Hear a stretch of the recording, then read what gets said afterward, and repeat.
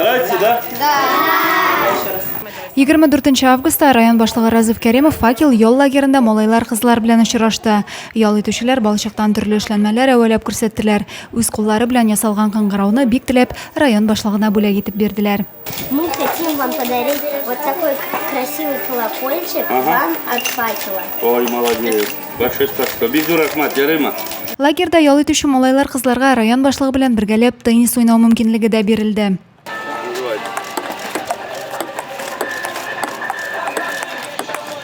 Очрашу парламент дәресе белән дәвам итте. Ул шәһәребезнең 370 еллыгына багышланган иде.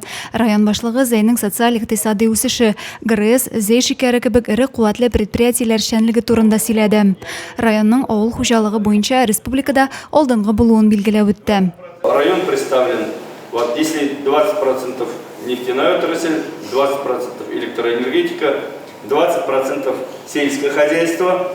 Мы являемся лидерами в республике по растениеводству, по выращиванию зерновых культур, пшеницы, ячменя, значит, других культур, яровой пшеницы, значит, ржи, озимой пшеницы.